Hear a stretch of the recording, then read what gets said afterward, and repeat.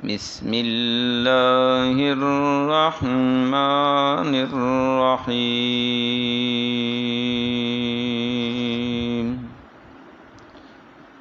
ثم ارسلنا موسیٰ واخاہ ہارون بآیاتنا وسلطان مبین إلى فرعون وملئه فاستكبروا وكانوا قوما عالين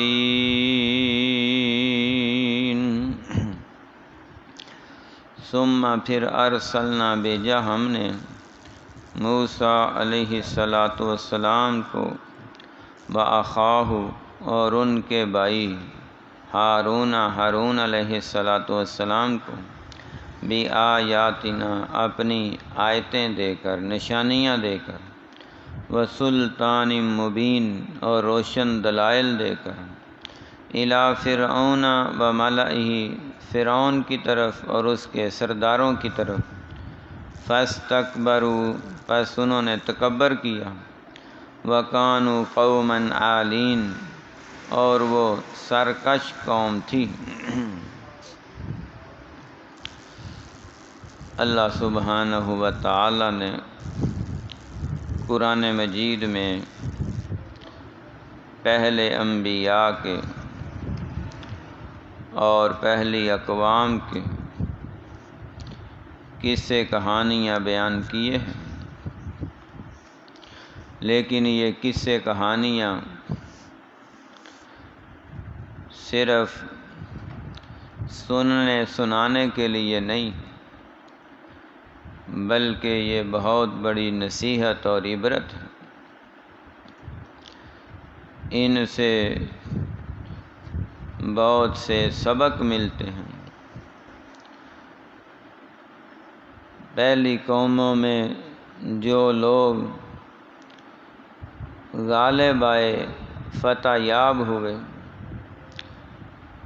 اللہ تعالیٰ نے انہیں عزت عطا فرمائی، تو دیکھنا یہ ہے کہ ان کے اندر کون سے اعمال تھے جن کی بنا پہ وہ زمانے میں باوقار، باعزت اور نامور گزرے۔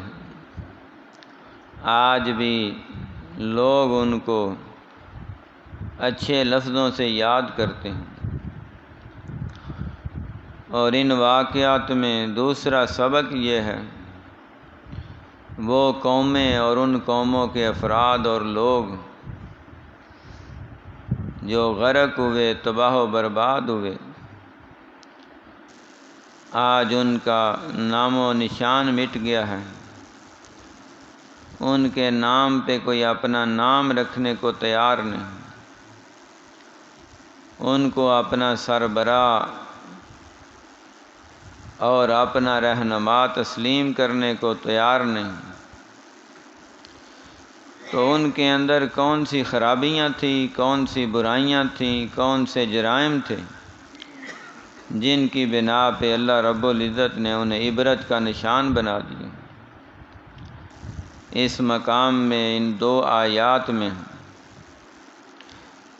دو نیک، برگزیدہ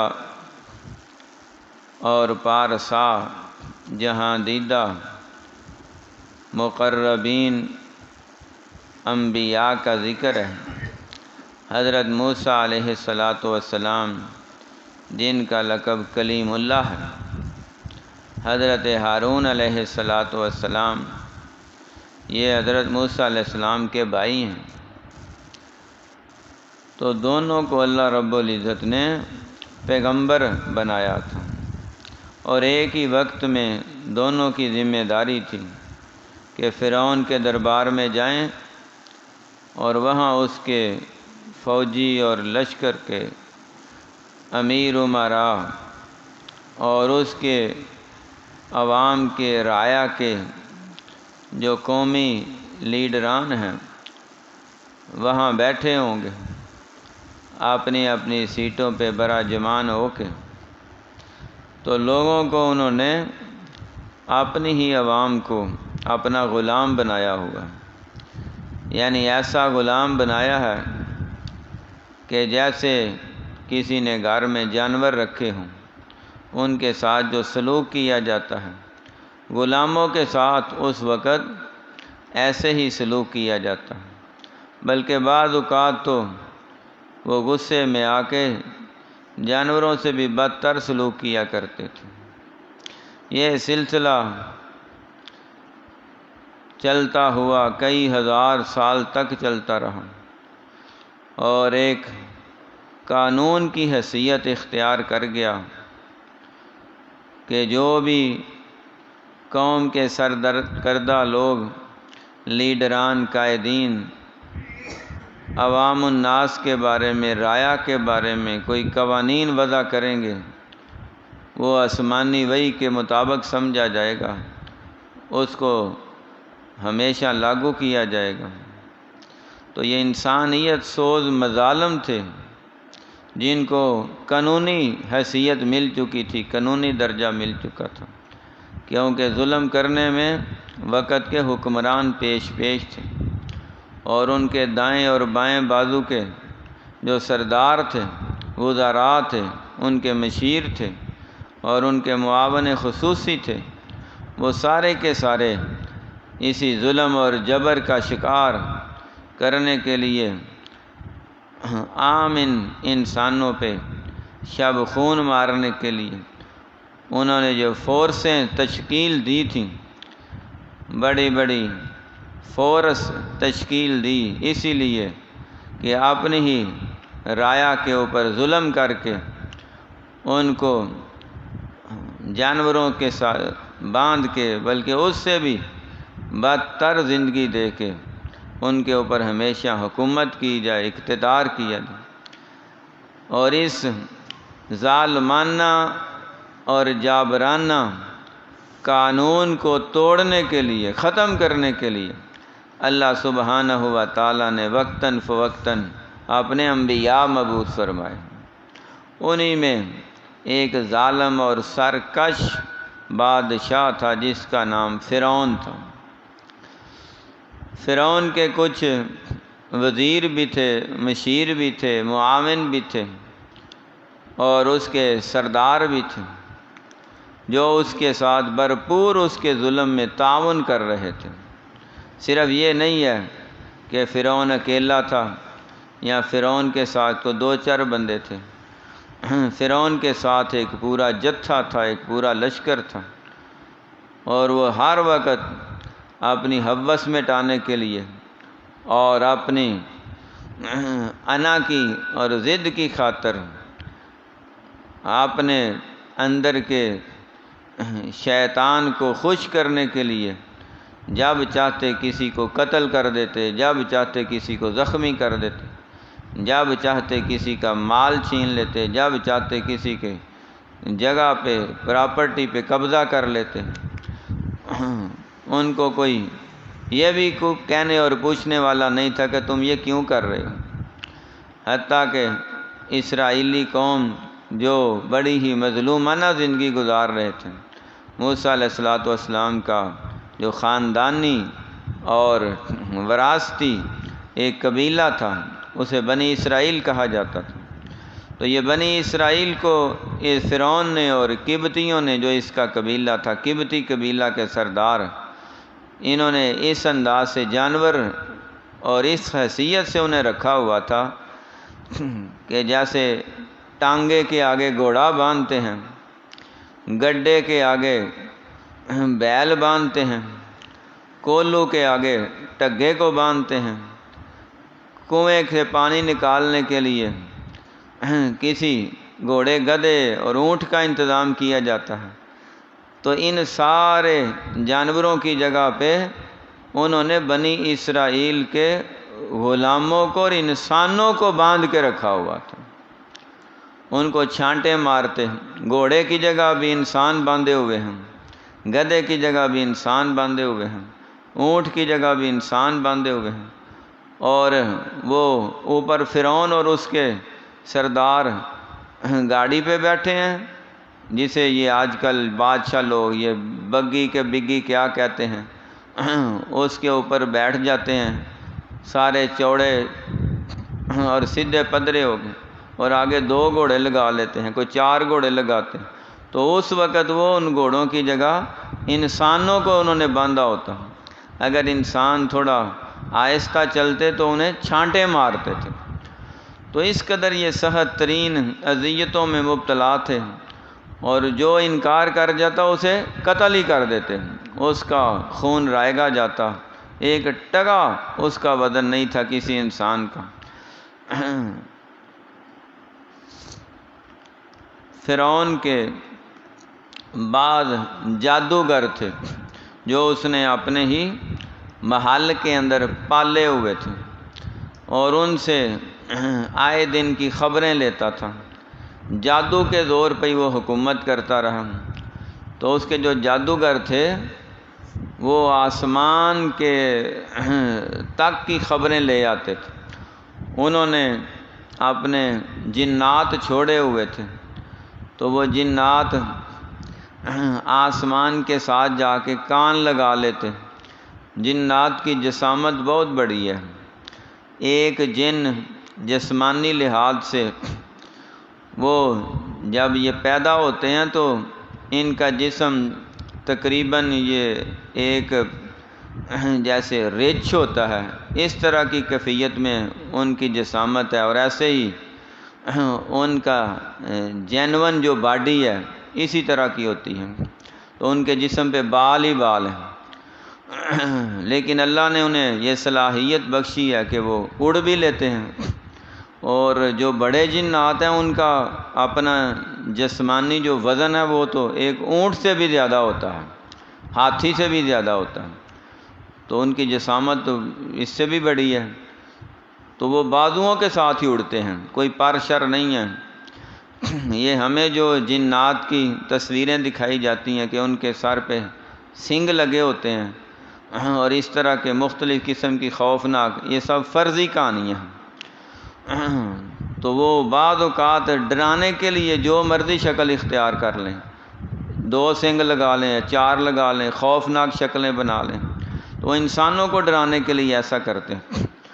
ویسے اللہ تعالیٰ نے انہیں ہر شکل اختیار کرنے کا اور روپ دھارنے کا ان کے پاس یہ ملکہ ہے، اڑ بھی لیتے ہیں، آسمان تک پہنچ جاتے ہیں، آسمان کے ساتھ بڑے بڑے ان کے کان ہیں، لگا دیتے ہیں۔ تو اللہ تعالیٰ جو فرشتوں کو آرڈر کرتے ہیں نا، وہ فرشتوں تک آواز پہنچتی چھت کی اس طرف بھی کوئی نہ کوئی آواز آ جاتی ہے۔ ان میں سے ایک آواز یہ بھی تھی کہ ان قریب مصر شہر میں ایک بچہ پیدا ہونے والا ہے بنی اسرائیلیوں میں، تو وہ بڑا ہو کے فرعون کا تختہ الٹ دے گا، وہ تخت کا تختہ بنا دے گا، اس کو تختہ دار پہ لٹکا دے گا۔ تو وہ جادوگروں نے فرعون کو یہ بات بتا دی کہ ان قریب تمہارا جو ہے نا تختے میں تبدیل ہونے والا ہے۔ تو اس نے کہا یہ کون سا مشکل کام ہے، میں بچے کو پیدا ہی نہیں ہونے دوں گا، جو بھی بچہ بنی اسرائیل کے ہاں پیدا ہوگا اس کو ہم قتل کر دیں گے۔ اللہ اکبر، کس قدر مشکل آزمائش تھی کہ پہلے دن کا بچہ ماں باپ کے سامنے، آنکھوں کے سامنے فوجی وہ اس کے ظالم فرعونی اور قبطی اس کو ذبح کر رہے ہیں، قتل کر رہے ہیں۔ یہ کس قدر گنونا جرم ہے، کس قدر بڑا ظالمانہ سلسلہ ہے۔ تو اس انداز سے مفسرین نے لکھا ہے کوئی 70,000 سے زیادہ بچے انہوں نے قتل کیے ہیں۔ بچیوں کو زندہ چھوڑ دیتے اپنے ضروریات کے لیے، بچیاں بڑی ہوں گی تو یہ ہمارے گھر کے کام کاج کریں گی، ہم ان کو اپنے پاس رکھیں گے۔ تو وہ عیاش قسم کے اور بہت ہی گنونے جرائم میں ملوث یہ لوگ تھے، عورتوں کو کچھ نہیں کہتے تھے اور بچوں کو، مردوں کو چھوڑتے نہیں تھے، قتل کر رہے ہیں۔ حتیٰ کہ جو پرانے بوڑھے غلام ان فرعونیوں کے ہاں کام کر رہے تھے، وہ جسمانی طور پہ لاغر ہونے لگے، تو نوجوان نسل تو ہے نہیں تھی، کیونکہ انہوں نے وہ بچے ہی قتل کر دیے ہیں، تو بڑا کوئی نہیں ہو رہا تھا۔ تو پھر یہی سردار سر جوڑ کے بیٹھ گئے اور کہنے لگے اس طرح تو آنے والی نسل ہمارے غلام ہی کون نہیں ہونا، تو یہ کام کاج کون کرے گا سارے شہر کے، اتنی بڑی مشینیں کون چلائے گا۔ یہ اہرام مصر کے جو عجوبے بنائے گئے ہیں تو یہ انہی دور کے ہیں، انہی بادشاہوں کے ہیں جو عجیب و غریب قسم کے کام لیتے تھے۔ تاج محل کے بارے میں یہ پڑھا سنا ہے، جس معمار نے، مستری نے وہ تاج محل بنایا تو بادشاہ نے اس کے ہاتھ ہی کٹوا دیے تھے کہ یہ دوبارہ کوئی اور تاج محل بنا ہی نہ سکے۔ تو یہ بادشاہ لوگ بڑے ظالم ہوتے ہیں، کام کروا لیتے ہیں اور بعد میں پھر انہی کو مروا دیتے ہیں۔ تو ان غلاموں سے کام بھی لیتے اور آنے والے دور میں غلام نظر نہیں آ رہا تھا۔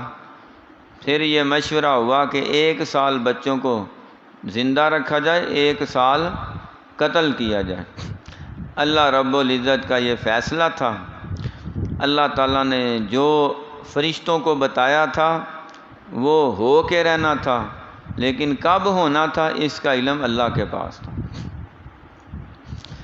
اب یہ حالات بن رہے ہیں اور فرعون خود ہی جال میں پھنس رہا، اتنے ہزاروں بچے قتل کروانے کے بعد بھی ابھی تک اس کو خوف اور دہشت تھی کہ پتہ نہیں کون سا بچہ یہ بڑا ہو کے میری کرسی کے یہ سارے پائے توڑ کے رکھ دے اور یہ تخت کے پرخچے اڑا دے، اقتدار بھی نہیں رہے گا، اختیار بھی نہیں رہے گا۔ حکمرانوں کو ہر وقت یہی دھڑکا اور ڈر ہوتا ہے کہیں ہم اقتدار سے دڑم کر کے نیچے نہ گر جائیں، اور انہیں اتنا خدشہ نہیں ہوتا، وہ اسی چکر میں رہتے ہیں، خوف سوار رہتا ہے لیکن کرسی سے، اقتدار سے پھر گر پڑتے ہیں، بچتے پھر نہیں ہیں، کیونکہ ہمیشہ کی بادشاہی اللہ کی ہے۔ اللہم مالک الملک تؤتی الملک من تشاء وتنزع الملک ممن تشاء وتعز من تشاء وتذل من تشاء بیدک الخیر انک علی کل شیء قدیر۔ اقتدار اللہ عطا کرتے ہیں آزمانے کے لیے کہ یہ کرسی پہ بیٹھ کے کرسی کا حق بھی ادا کرتا ہے کہ نہیں کرتا، یہ حکمران بن کے اپنی ذمہ داریاں بھی نبھاتا ہے کہ نہیں نبھاتا، یہ لوگوں کے اوپر بادشاہ بن کے صرف اپنی ذات کا ہی فائدہ کرتا ہے یا عوام کا بھی کوئی فائدہ کرتا ہے۔ اللہ سبحانہ و تعالی آزماتے ہیں تو جو آزمائش میں پورا اترے اسے اللہ رب العزت ابو بکر صدیق بنا دیتے ہیں، عمر فاروق اعظم بنا دیتے ہیں۔ دنیا اپنے تو اپنے غیر مسلم بھی ان کے دور کو یاد کر کے اپنے قوانین وضع کر کے اور اپنے ملکوں میں ان کے بنائے ہوئے قوانین لاگو کر کے یہ بتا دیتے ہیں کہ ہزاروں سال پہلے اگر کسی حکمران نے اپنی ذات سے زیادہ عوام کا سوچا ہے تو اللہ تعالیٰ اسے رہتی دنیا تک کے لیے اپنوں اور غیروں کے لیے رول ماڈل بنا دیتے ہیں، وہ آئیڈیل بن جاتے ہیں۔ وگرنہ یہ دنیا تو ہمیشہ نہیں ہے، نہ اقتدار ہمیشہ ہے اور نہ ہی کرسی ہمیشہ رہنی ہے، نہ ہی جوانی ہمیشہ رہنی ہے، نہ طاقت ہمیشہ رہنی ہے، نہ ہی طاقتور ہمیشہ رہنے ہیں، نہ ہی ارد گرد کے جو باڈی گارڈ ہیں، فورس ہے، وہ ہمیشہ رہنے ہیں۔ عارضی طور پہ، جز وقتی طور پہ اللہ تعالیٰ کسی کو یہ عہدہ، منصب، سٹیٹس، مقام، مرتبہ عطا کرتے ہیں، اس کو آزمانے کے لیے۔ اگر آزمائش میں پورا اترے گا تو دنیا میں بھی کامیاب ہے، آخرت میں بھی کامیاب، اور اگر آزمائش میں پورا نہیں اترا تو پھر آخرت میں تو جو ہونا ہی ہونا ہے۔ دنیا میں ہی اللہ تعالیٰ ایسے حکمرانوں کو انہی کے رایا کے ہاتھوں اور انہی کے سامنے اسے ذلیل و خوار کر دیتے ہیں۔ وہی جو انہیں بڑے سیلوٹ کرتے ہیں، ان کے گیت گاتے ہیں، وہی رایا ان کے لیے ایسے ایسے برے القابات سے یاد کرتے ہیں کہ کان سننا بھی برداشت نہیں کرتے۔ اگر حکمرانوں کو اس حقیقت کی سمجھ آ جائے تو پھر وہ فرعونیت کی بجائے، نمرودیت کی بجائے، یزیدیت کی بجائے وہ اپنا طرز عمل حضرت داؤد علیہ السلام جیسا بنائیں، حضرت سلیمان علیہ السلام جیسا بنائیں، حضرت محمد کریم علیہ السلام جیسا بنائیں۔ وہ اپنا طرز عمل خلفائے راشدین جیسا بنائیں، وہ اپنا طرز عمل اس انداز میں بنائیں کہ انسان تو انسان، رب کے فرشتے بھی ان کے جیتے جی بھی ان کے حق میں دعائیں کریں، مر جائیں تو فرشتے ان کی قبر پر بھی اپنے پروں کا سایہ کر دیں۔ دنیا ہمیشہ نہیں ہے، سب نے جانا ہے، عوام نے بھی، حکمران نے بھی۔ یہ فرعون کے واقعات، یہ نمرود کے واقعات، یہ قارون کے واقعات، یہ حامان کے واقعات، یہ سامری جادوگر کے واقعات، یہ ہمارے سمجھانے کے لیے اللہ نے بیان کیے ہیں، عبرت اور نصیحت کے لیے ہیں، اور ہمیں یہ بتایا جا رہا ہے کہ جب وہ طاقتور ترین لوگ دنیا میں اپنی کرسیاں، اقتدار اور طاقت کے نشے نہیں بچا سکے تو رہنا تم نے بھی نہیں ہے۔ خیر کن اے فلاں غنیمت شمار عمر،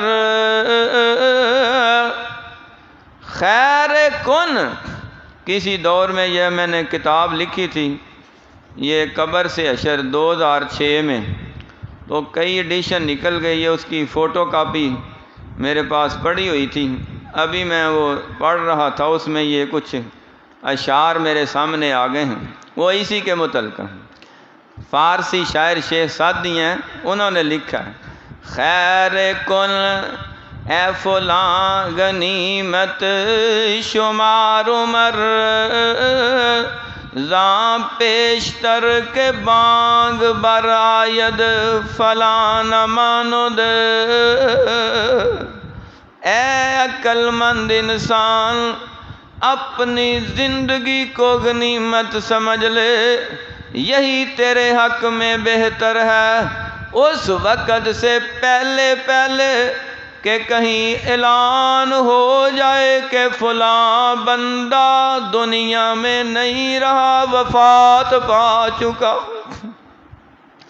اپنی وفات کے اعلان سے پہلے پہلے اللہ کا صحیح معنوں میں بندہ بن جا، کیونکہ اللہ رب العزت یہی چاہتے ہیں جہاں ای برادر نہ مانند بکس، دل اندر جہان آفری بندو بس، اس دنیا جہان سے دل نہ لگانا بلکہ اس مالک کے دو جہاں سے دل لگاؤ جس نے یہ جہان پیدا کیا۔ مکن تکیہ بر ملک دنیا و پشت، کہ بسیار کس چوں تو پروردہ و کشت، چوں آہنگ رفتن کند جان پاک، چے بر تخت مردن چے بر روے خاک، مرنا سب نے ہے بادشاہوں کو حالت اقتدار میں، تخت پہ موت آ جاتی ہے مر کے وہ بھی قبر میں ہی پہنچتے ہیں۔ عام انسان کو چار پائی پہ بیڈ پہ موت آتی، مر کے وہ بھی قبر میں ہی پہنچتا۔ قبر میں تو سب برابر ہے، فیصلہ وہاں جا کے ہوگا کون کامیاب ہے کون ناکام ہے۔ اس نے کہا میں نے بچہ پیدا نہیں ہونے دینا۔ اللہ تعالیٰ نے دماغ کی پھرکی گھما دی کہ اگر اس طرح تم بچے قتل کرتے رہو گے تو تمہارے غلام کون بنیں گے؟ میدان صاف ہوگا، 1 سال زندہ چھوڑو 1 سال قتل کرو۔ جس سال وہ بچوں کو زندہ چھوڑ رہے تھے اسرائیلیوں کے، اس سال حضرت ہارون علیہ السلام پیدا ہوئے، وہ زندہ رہے۔ اگلا سال آیا، اللہ رب العزت نے حضرت موسیٰ علیہ السلام کو پیدا فرمایا۔ موسیٰ علیہ السلام حضرت عمران علیہ السلام کے بیٹے تھے۔ حضرت موسیٰ علیہ السلام کی والدہ ماجدہ ہمنا یا ہنا، کچھ اور نام بھی تفسیروں میں آئے ہیں، انہوں نے اپنے بیٹے کو چھپانا چاہا کہ یہ فرعون کے ظالم جابر ساتھی آ کے قتل کر دیں گے۔ گھر میں کوئی ایسی جگہ نہ ملی جہاں پہ اپنے بیٹے کو چھپا سکیں۔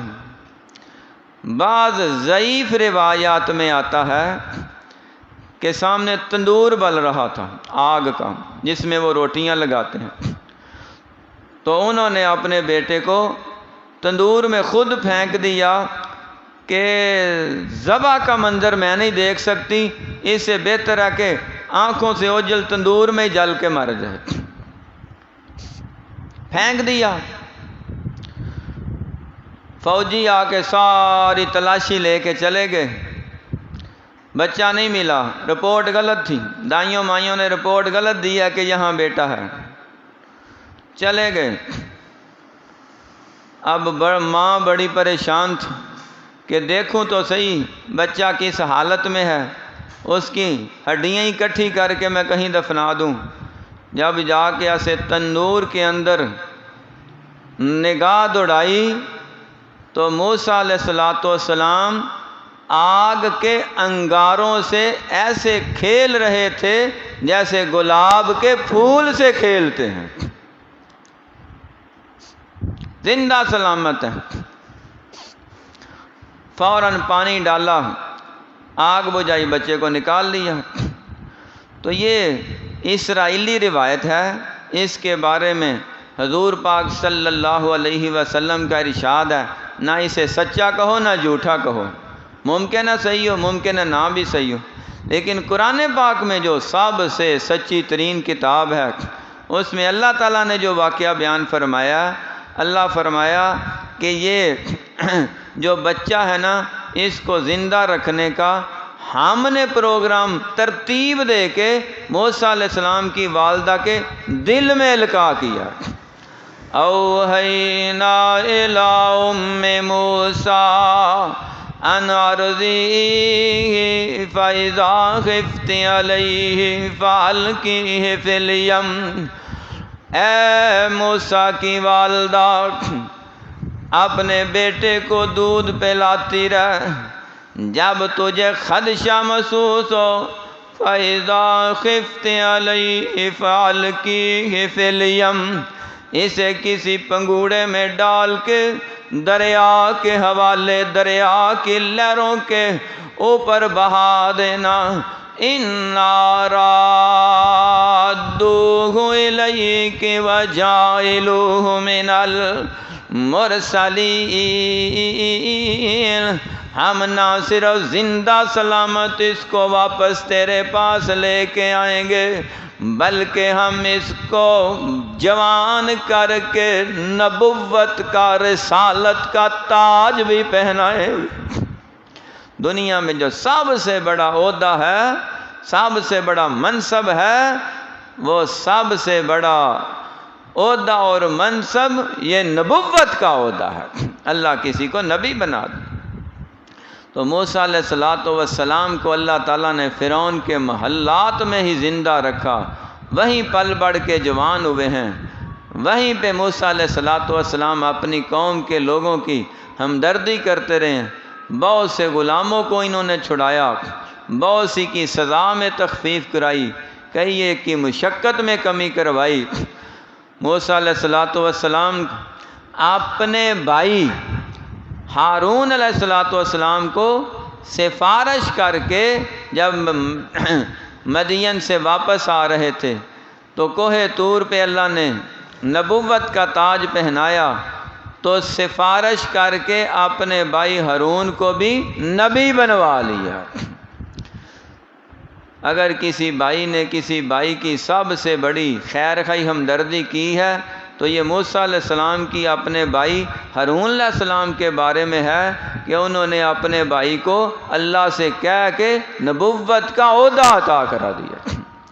تو حضرت موسیٰ علیہ السلام اور ہارون علیہ السلام کو اللہ رب العزت نے بہت سی دلیلیں، بہت سی آیتیں، بہت سے معجزات عطا کر کے فرعون اور سرداروں کی طرف بھیجا۔ وہ تو پہلے ہی سرکش تھے، ظالم تھے، جابر تھے اور انتہائی قسم کے ضدی ہٹ درم تھے۔ انہوں نے انکار کیا، سرکشی کی، بغاوت کی، پھر اللہ تعالیٰ نے انہیں سزا دی ہے۔ جو سزا انہیں ملی ہے، اور اس بارے میں جو موسیٰ علیہ السلام کا فرعون اور اس کے سرداروں سے مکالمہ ہوا ہے، اس کی کچھ واقعات اگلی آیات میں ہیں، وہ انشاءاللہ کل پڑھیں گے۔ ثم ارسلنا موسیٰ واخاہ ہارون، پھر بھیجا ہم نے حضرت موسیٰ علیہ السلام کو اور ان کے بھائی حضرت ہارون علیہ السلام کو بِآیاتِنَا، اپنی آیتیں دے کر، وَسُلْطَانٍ مُبِین، اور روشن دلائل دے کر، إِلَىٰ فِرْعَوْنَ وَمَلَئِهِ،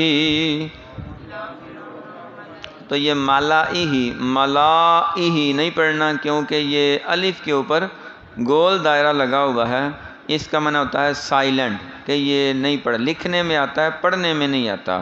ملائہ لام کو پڑھنا ہے اور آگے حمزہ پڑھنا ہے، وَمَلَئِهِ، فرعون کی طرف اور اس کے سرداروں کی طرف۔ فَاسْتَكْبَرُوا وَكَانُوا قَوْمًا عَالِينَ، پس انہوں نے تکبر کیا اور وہ سرکش قوم کے لوگ تھے۔ صدق اللہ العظیم۔